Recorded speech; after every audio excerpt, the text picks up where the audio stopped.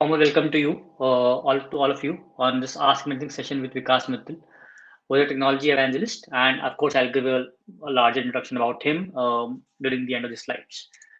Huge shout out to BrowserStack, who are our exclusive sponsor for all our community events and premier sponsor for all our conferences. It's due to companies like BrowserStack that we are able to do a lot of these community events free of cost for all over for global testers. So we're very thankful to them, and we hope that the support continues. Okay, now about Vikas. Vikas is an IIT Delhi alumni and has been a staunch supporter for the test type community. He has done he has led various teams in global leadership roles, handled PNL roles as well. He's also a virtual CTO to a lot of startups in this country, and is a great tech mind who doesn't hesitate to speak his mind uh, when it comes to testing, and is a thought leader on LinkedIn also. So with that, let me please welcome Vikas on stage. Thanks, Ashutosh, for inviting me in. I thought today it's your day. You're going to do all my talking. We'll talk together today. We'll talk together. This is the topic which both of us love, and so just to trigger everybody's brain cells again, we're doing this Ask Me Anything session on effectiveness of testers, on how it is measured and how it should be established. So, because first question, why should a testers at all? Why should we measure it at all?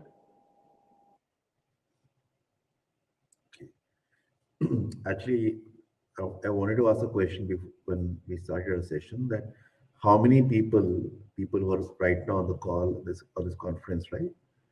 How many of them are regularly asked a question in their respective organization to prove why do they need a good increment to this time? Why, and how many of the testers here get equal or comparable increment to their dev friends in an organization?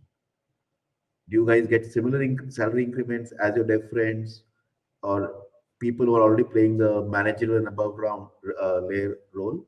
How many times you have to go in and prove to your management that you need more budget to hire more people because your workload is increasing? So while I answer this question, if you guys can give a thumbs up, thumbs down in the chat, that will be helpful because that will help me contextualize my answers when I talk about it. Because like Ashutosh mentioned, I've been leading teams in testing in the management role for almost a decade now, and I've led teams as large as 1,500 testers. So, Ashutosh, one question was the question which you asked: why should a tester prove his effectiveness, right? Or what is the need for a tester to prove its effectiveness? See, the fundamental the reason behind that is a developer, right, can always show what he has developed.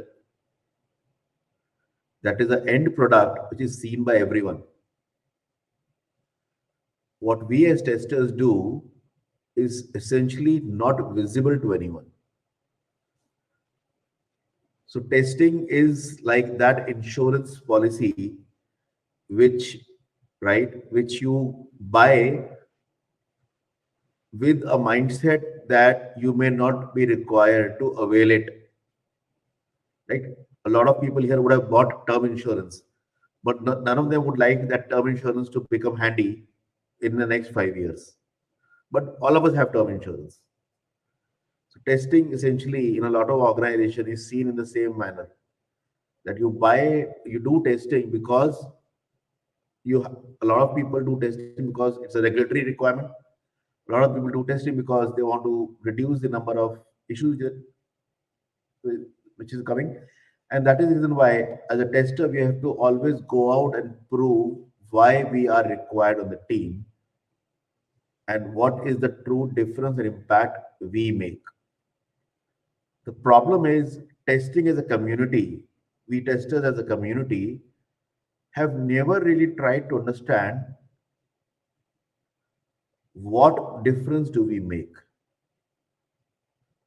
And in the last 2 decades, thanks to all the people who came before me in testing and who are still preaching that part, a lot of people in testing arena still measure still measure the contribution of their team members in numbers as how many test cases have you written, how many test cases have you executed, how many automation scripts have you written, how many test automation defects have you filed.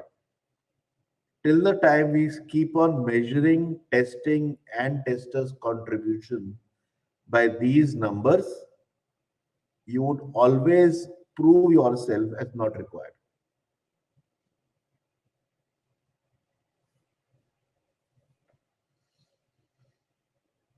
A lot of sense, and I think we as testing community is also partially to blame on this. That we also want to pick up the safer side.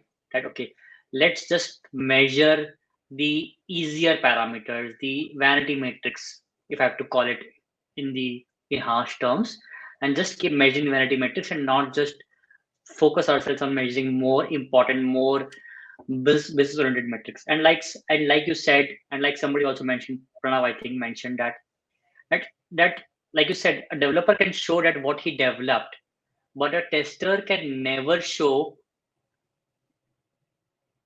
did having. Let's say if he finds X number of bugs or Y number of bugs, and they don't get leaked to the customers, they that proving is very difficult. And that's where Pranav is also coming from. He's saying, but when when we miss something, it's quite visible. So our, our jobs are high, See, high stake. that is where see when you ask somebody, and I wrote a post on LinkedIn, who is responsible for quality in your team, right? Simple question I asked on LinkedIn on one of my posts. Is it the product manager? Is it the developer? Is it the tester? Or is it all of the above? 2,500 people voted on my post. 80% of the people voted all of the above, which I expected them to vote. I asked a follow-up question. If a defect is identified in production, who is responsible? Is it a tester? It is a developer? It is a product manager? Or all of the above? 90% of people voted it is a tester. So the conversation immediately changes when it is about who is responsible, but who is accountable, it is tester. So the challenge is not about who is responsible, the challenge is who is accountable. That takes me to, and I think we partially talked on this, is what kind of, let's say put a term to it. What kind of KPIs or metrics should be measured for testers' effectiveness, and what are we measuring till today, and what do you think should change in that measurement? Okay, Right, so number of test cases, number of bugs. I'll answer this question in a different way, right? Let me help you, everyone here, understand who is our customer, right? As an engineering team, our customer is first internal stakeholders, is your business teams, is your marketing teams, is your support teams, and external is your end customer, right? None of these guys, none of these guys care about how many test cases you have written, what is your percentage of automation, which automation framework you are using, right? How many test cases are you actually able to pass or fail? None of them are concerned about what is your application architecture. They don't even understand that part. Forget about, they don't care. They don't even understand that part. Majority of them, whether you're using a microservices or API-driven architecture, whether you're using React.js or Vue.js or Node.js or AngularJS, they don't care and they don't know about it.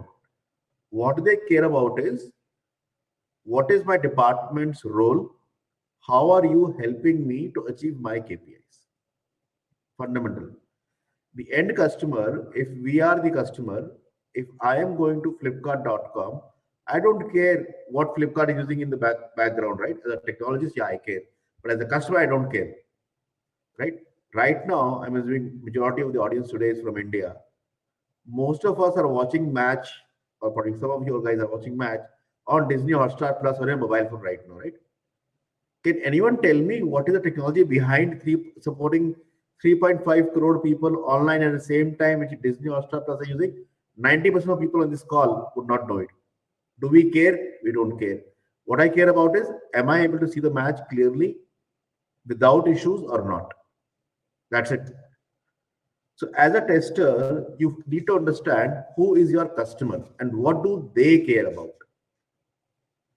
So if I'm working for an e-commerce company and I'm a tester in an e-commerce company, what is the business KPI of that e-commerce company? It is conversion to cart to checkout conversion ratio.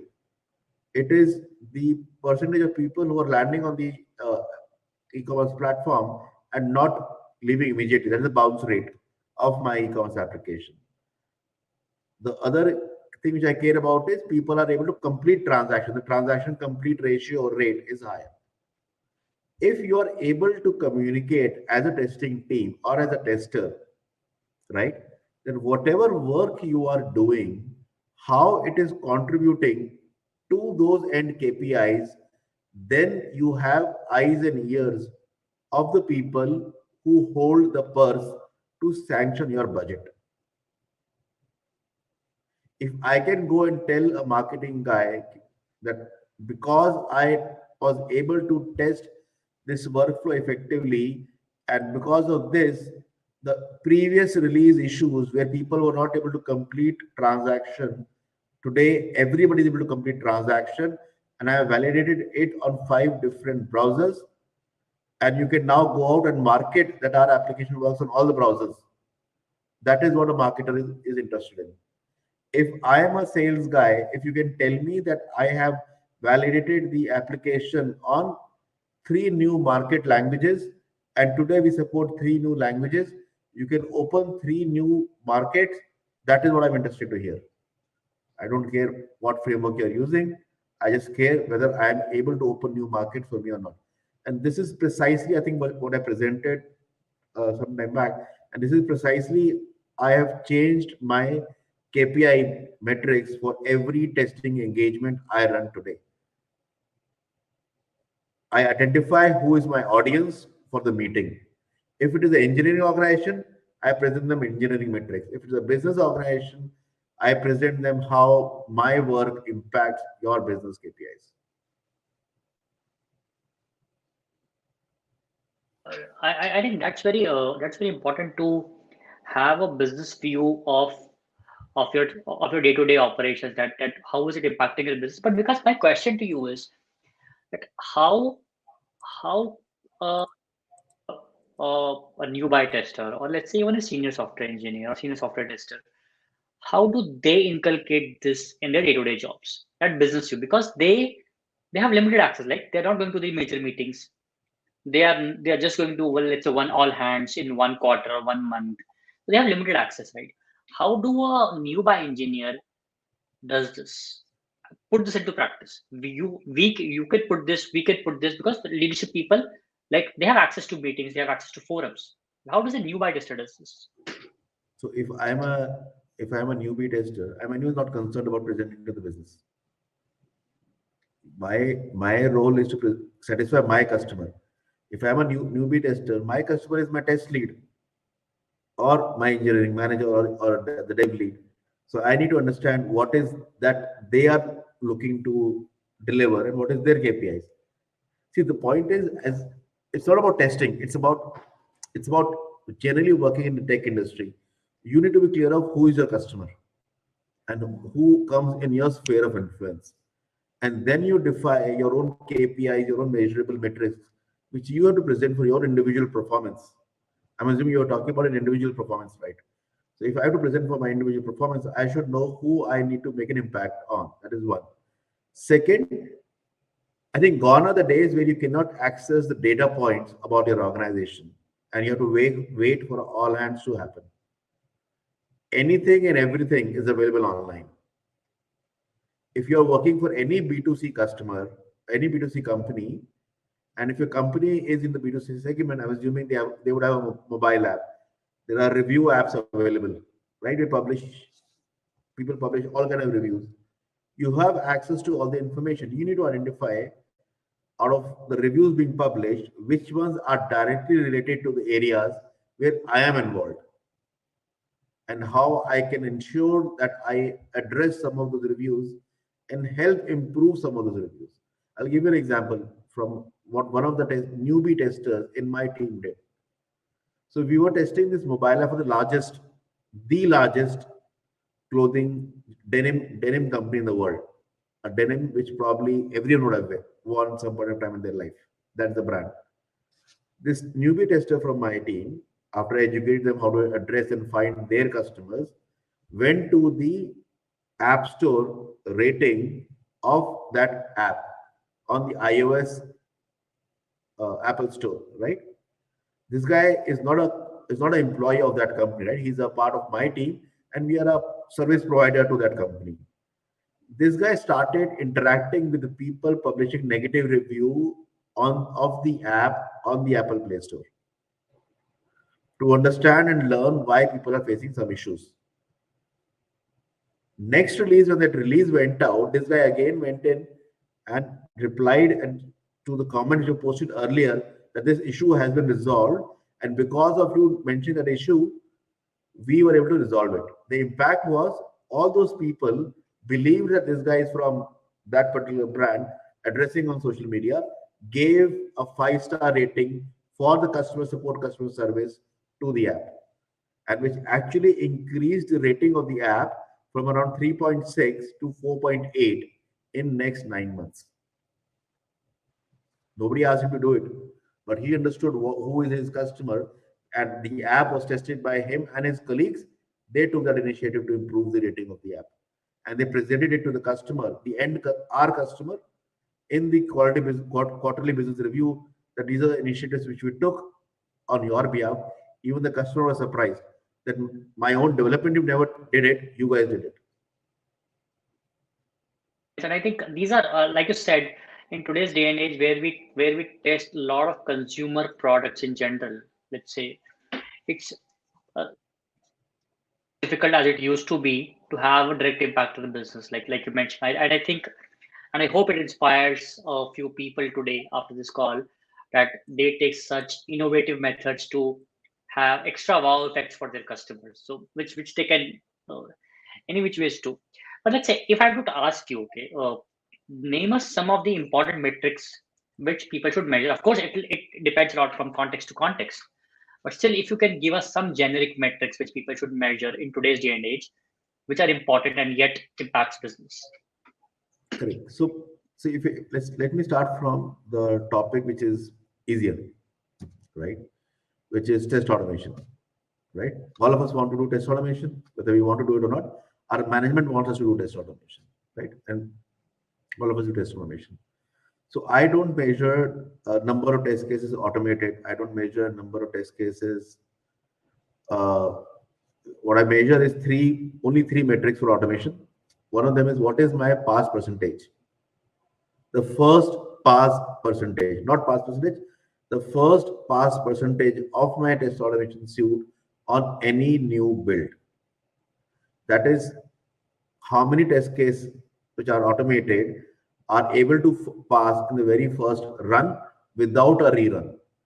And if they are failing only because of an application issue, not an automation issue. Because that clearly tells me how much attention my team has given on maintaining the scripts in the previous runs or before the actual run started. The next thing which I measure from an automation standpoint is what is my parallel execution ratio. That is, out of my total test automation scripts, how many scripts I can run in parallel. Because that tells me whether how quickly, if there's a need, how quickly I can execute my entire test suite and finish my testing using test automation. The third metric which I measure is what percentage of my data consumed in automation is generated dynamically and cleaned dynamically at runtime. That is, what is the percentage of data which is not required to be prepared before a test cycle can start, because preparing data or getting data is one of the biggest headaches in testing or test automation. So if I can automate majority of it, that means I'm ready to execute my test automation script anytime on any environment and I have no dependency on anyone. So if you are able to show a high number on these three matrices, that tells a lot about your test automation maturity.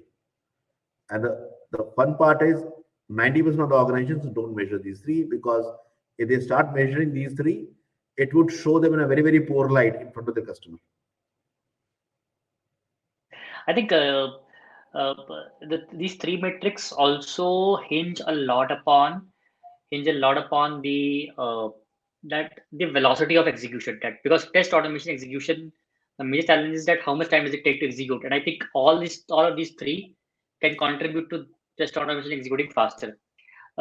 Because you can double click or let's say do a repeat on the parallel execution created because somebody's asking it again. Correct. So The the parallelization ratio essentially means that if let's suppose you have 100 test cases, right, automated for web or mobile or API, whatever it is. Parallel execution means that out of these 100, can I run them on 100 parallel threads at the same time? That I've spin up 100 parallel threads of my automation framework and execute all those hundreds in parallel. Can I or cannot? Not. That would depend on the ability of my automation framework, the independence of my automation script, as well as the hardware infrastructure available to me.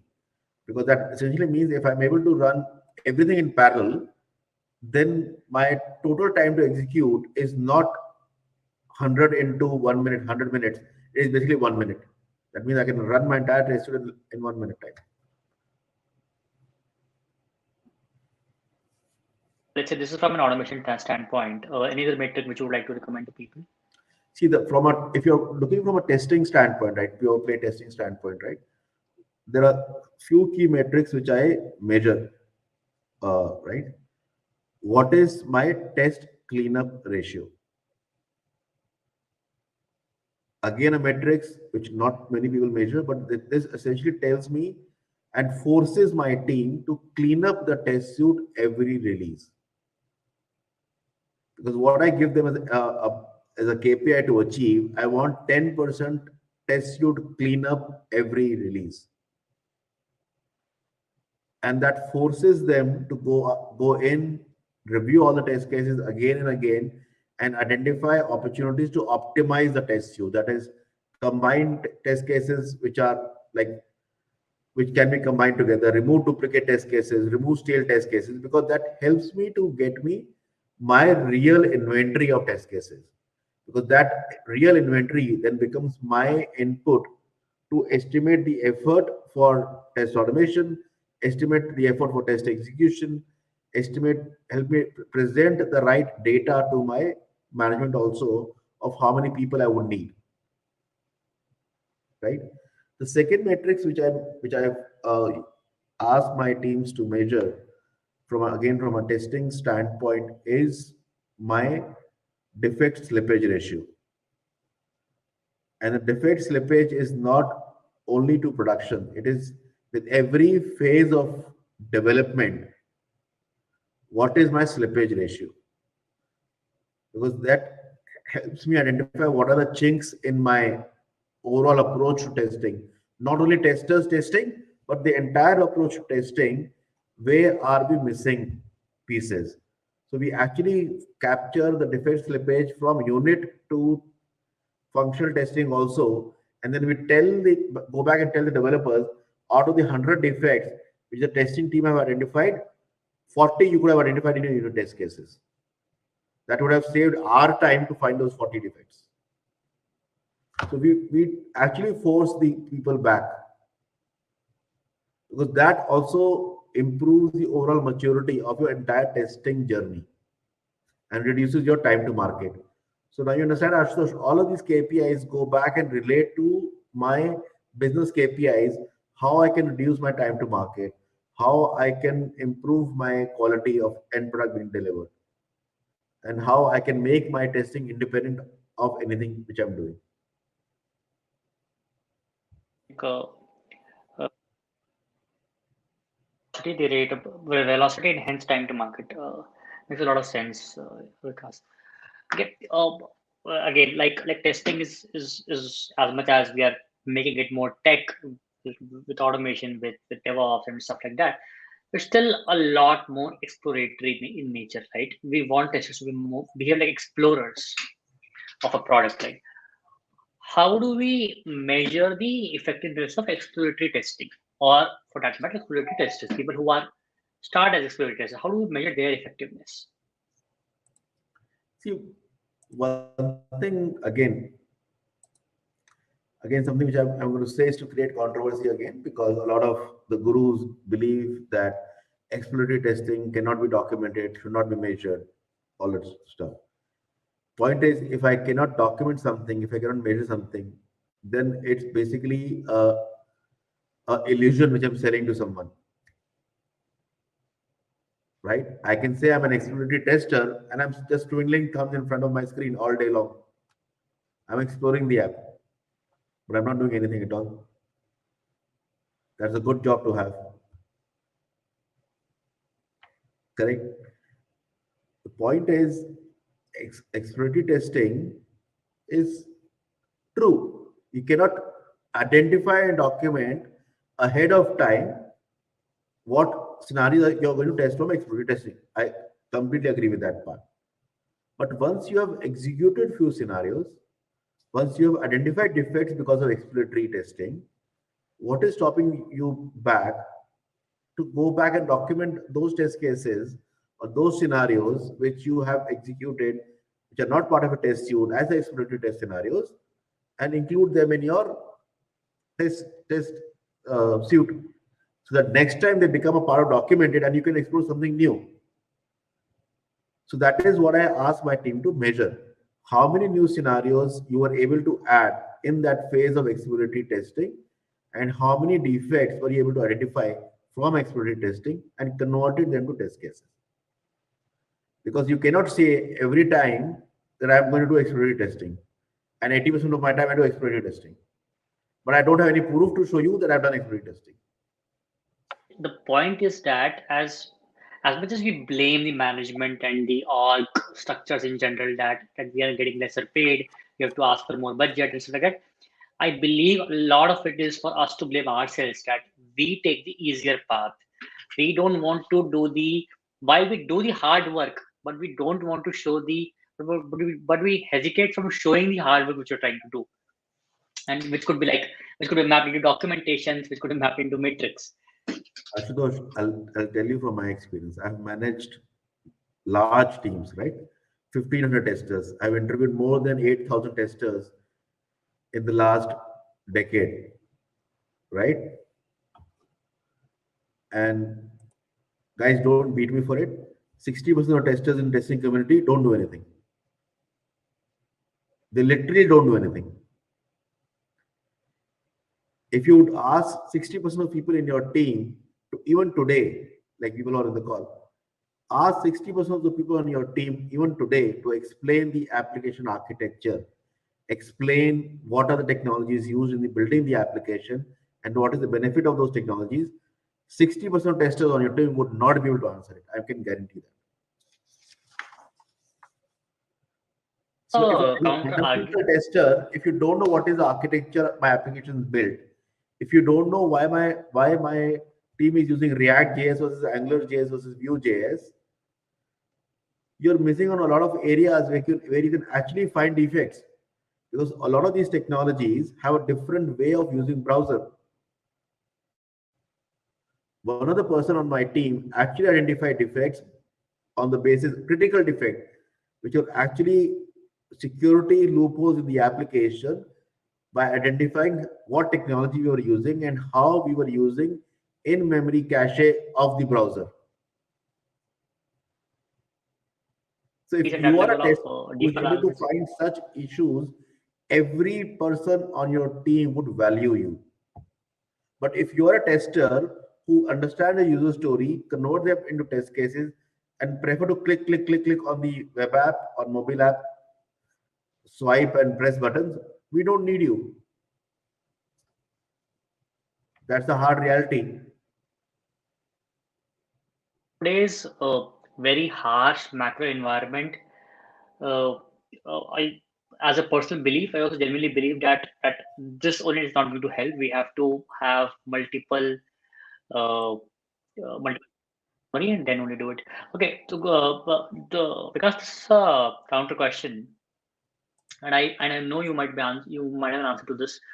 Is from Priya, who hasn't shared a lot of details here, but he says when we, and I presume this is for exploratory testing. when we start measuring, it limits our test and limits exploration. So this, I am assuming, is from a early tester. And how do we uh, But handle her apprehensions here? so Priya, why would it limit your test and why would it limit your exploration? Nobody is stopping you to exploring. Nobody is stopping you to limit your test. What we are only asking is whatever you're exploring, can you please document that part? Simple. It's a simple ask. How would it limit your exploration? I'm actually giving you more tools to explore because whatever you are exploring in release one is now documented and probably automated. So you have more area to go out and explore new scenarios. Why do you want to explore the same scenarios again and again?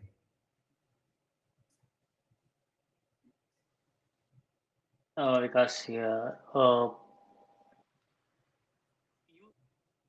just a few days back that as testers we are obsessed with 100% pass rate for test automation. This is one of the metric which we want to chase, right? 100% pass rate for test automation. People, orgs are chasing, folks are chasing these days. And then you also mentioned that your mechanism is that how many test cases first iteration itself, the first in itself. But isn't 100% isn't a higher pass rate in multiple cycles also an important metric for people to measure? No, no. I'll give an example. I'll give an example of a customer, right? And this is an example which I gave in Testflix also in Bangalore, right?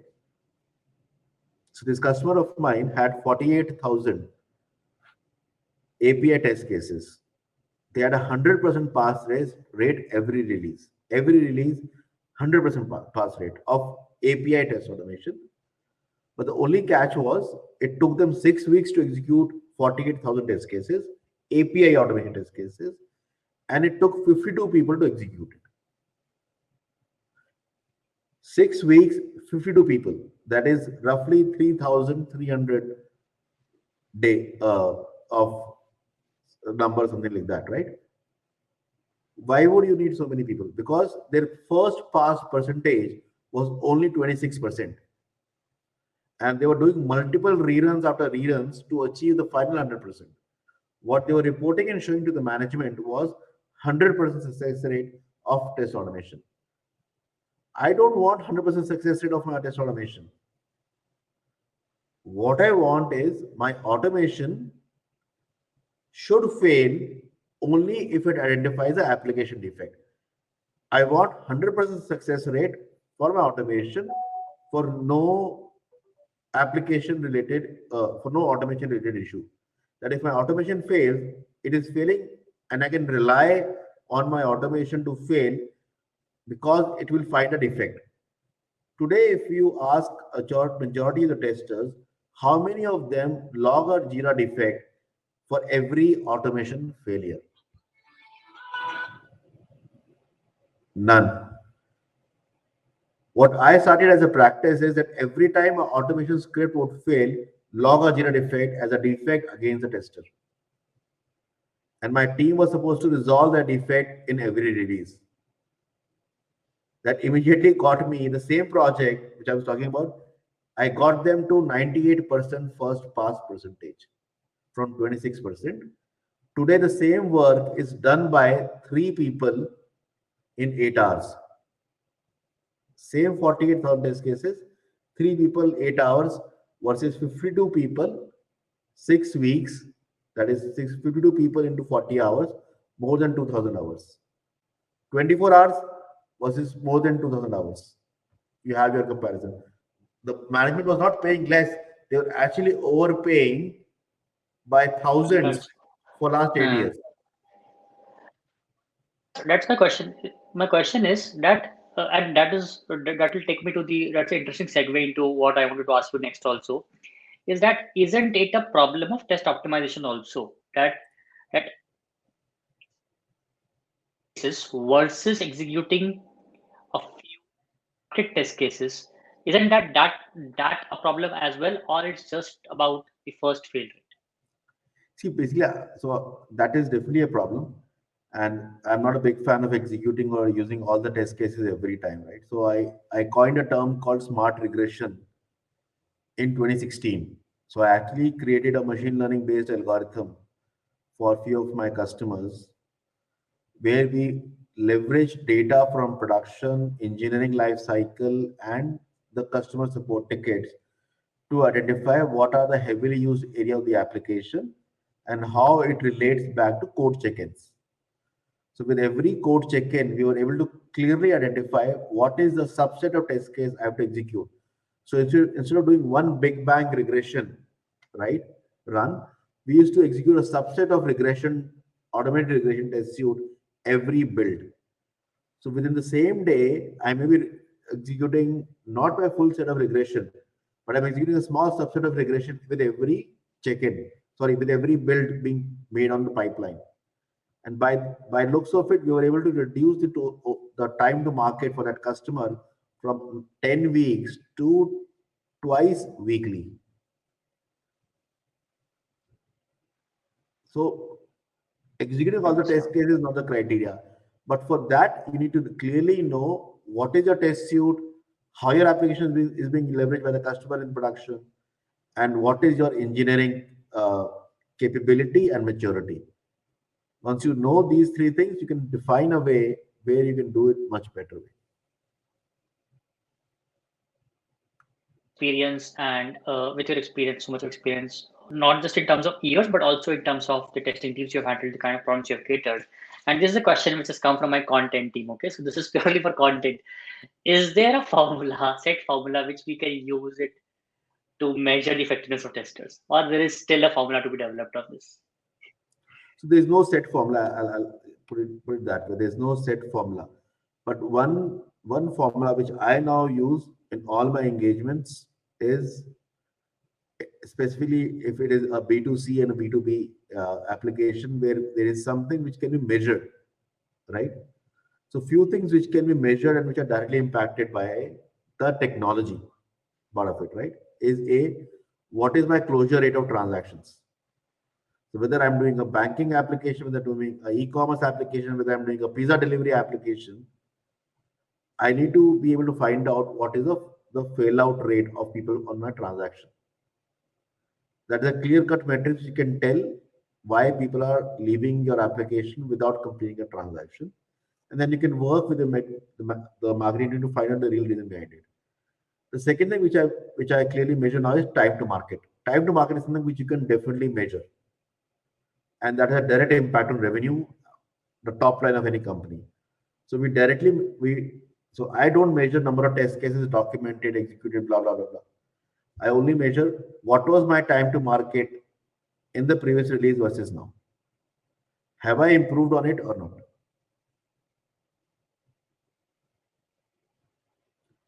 So I think if you can measure time to market, that can answer a lot of pieces of why you are struggling as an organization.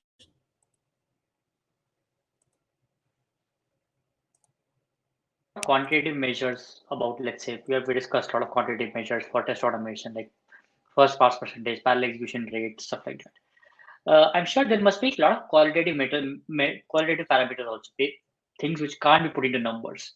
So, what are the qualitative parameters which you think we should? Sentiment Uh, analysis.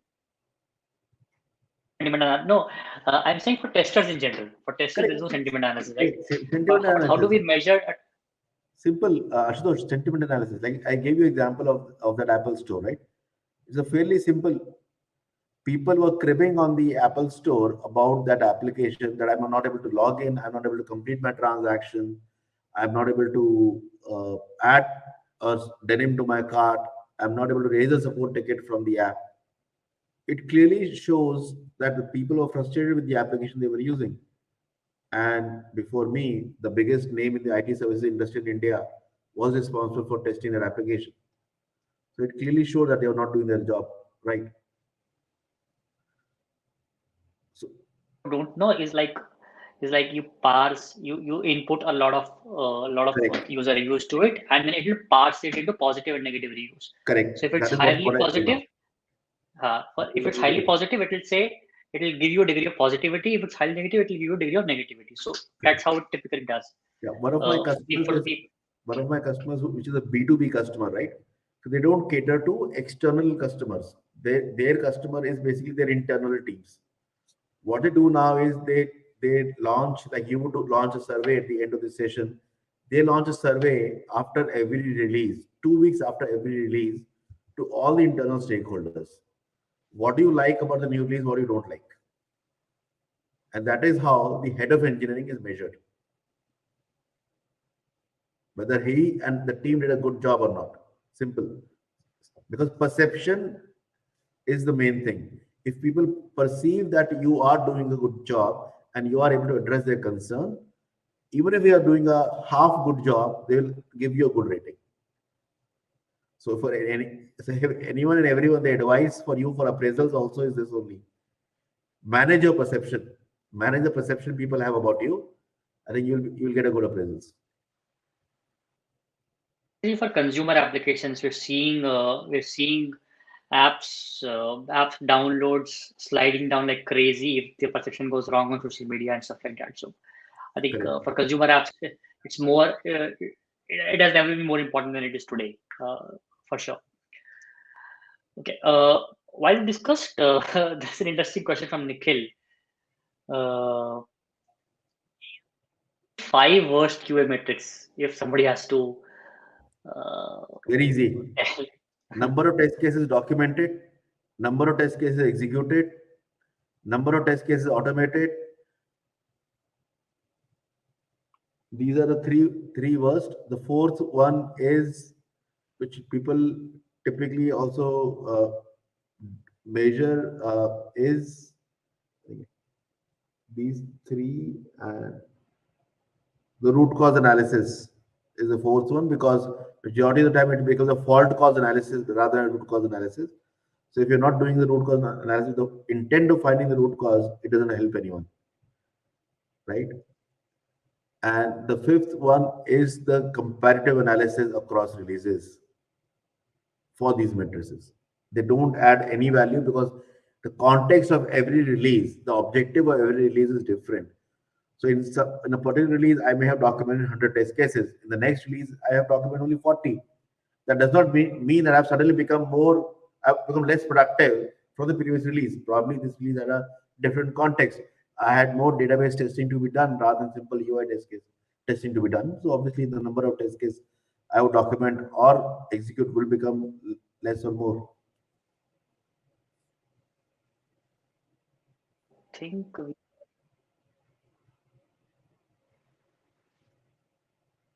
Priya, if your manager is measuring you by the number of test cases, or they're doing effort estimation based on number of test cases, my simple advice for you would be start breaking up your test cases by the technology layer you're testing. Because cannot have the same assumption for a UI test case versus an API versus a database. They're very different.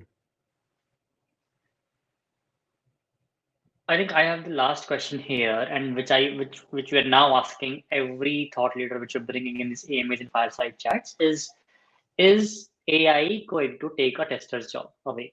That's the question which we're asking every thought leader we are trying to host in AMA sessions fast and thought leaders like you and fireside chat sessions. So what's your impact? What's your answer to this? So is AI going to take my job? No. Is AI going to take a job of a tester who is just clicking buttons? Yes. Will AI take the job of so-called exploratory testers who are just twiddling thumbs? Yes. Any good tester who knows how to test an application need not worry about their job being taken away by AI or anything. Because I've been now in this industry for 2 decades, 2.5 decades. When I actually started out as a developer. I'm not sure how many of you know. I actually started out as a Java developer. I did Java development for 3, 4 years before moving to testing on choice, because the era when I was doing development, India only got AMS project. So it was only cut, copy, paste, no real development, right? But I've been hearing about it for the last 2 decades that automation will take away testers' job, automation will replace manual testers.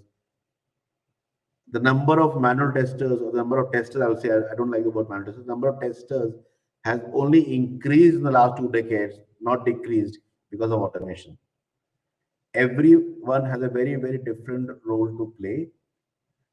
But if you are a tester who's only clicking buttons, if you are a tester who's only going by user stories and not bringing any value beyond that, then yes, you will lose the job.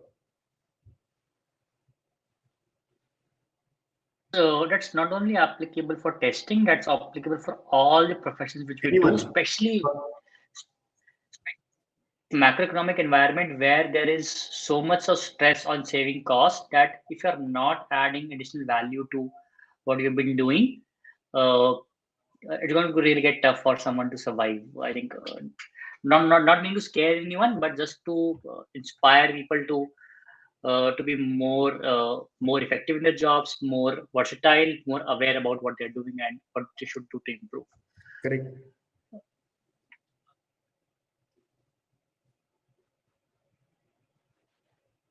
If you could quickly answer this question from someone who says that you mentioned like understanding architectures is important, like, but how does somebody go about it? Go about understanding architecture. Make your application solution architect your friend.